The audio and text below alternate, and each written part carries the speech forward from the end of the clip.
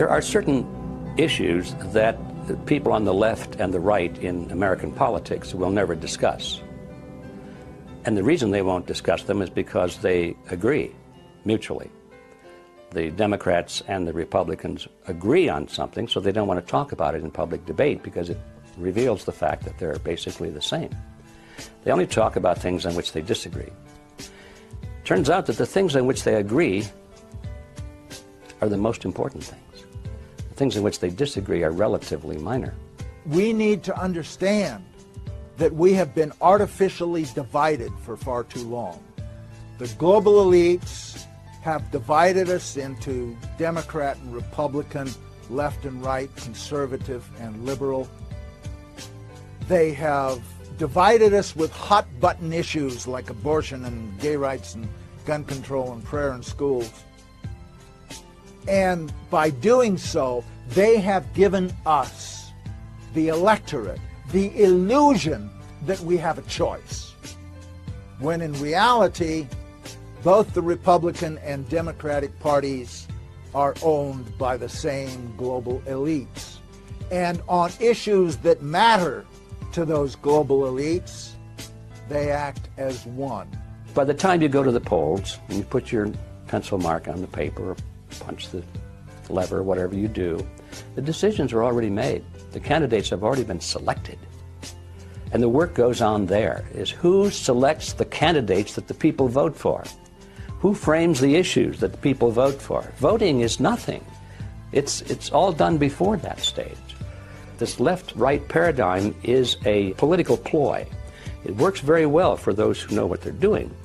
We find that the Republican Party and the Democrat Party both are pretty much in the hands of a relatively small group of people with a membership of about 4,000. It's called the Council on Foreign Relations.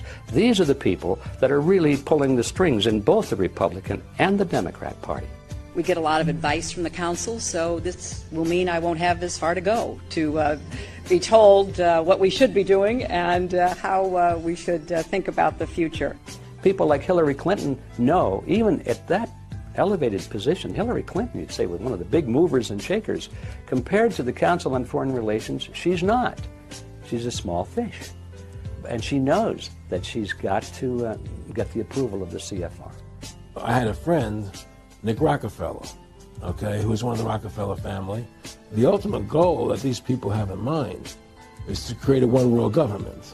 And this is given me straight from Rockefeller himself. This is what they want to accomplish. Not just any world government, but a world government based on the model of collectivism. In other words, big, powerful, centralized world government. If it were a world government based on the principles of freedom and freedom of choice, freedom of culture, low intervention, if no intervention in the lives of normal human beings, it might be a wonderful thing, but that's not the kind of world government the left and the right have in mind.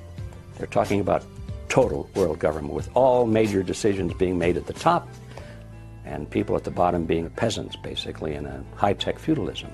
In a brief video introduced by the United Nations Secretary General Boutros Boutros-Ghali and containing some exceptional footage, the connection between the United Nations, New York City, and the Rockefeller Foundation is clearly drawn.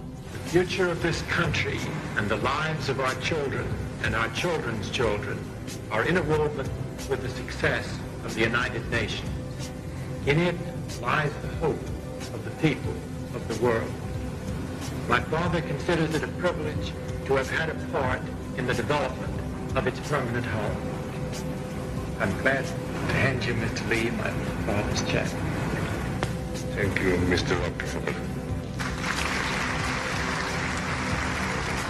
For every single department of government you have on a federal, local, county, state, provincial level, the United Nations had an equivalent department to deal with everything. It was already set up, in fact, to be global government.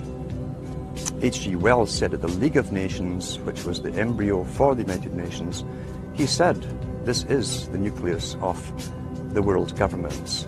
When eventually all laws will come from there, be passed and signed into law by treaty of all the member countries. Eventually, we won't even have to go through the farce, and that's what it is, of voting in parties or candidates, because in the latter part of the 20th century and now into the 21st century, we're being trained, rather obviously, to simply accept rule by experts, rule by scientists, rule by professionals, and that's what they mean when they call governance.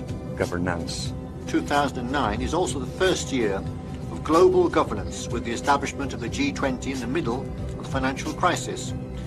The climate conference in Copenhagen is another step towards the global management of our planet.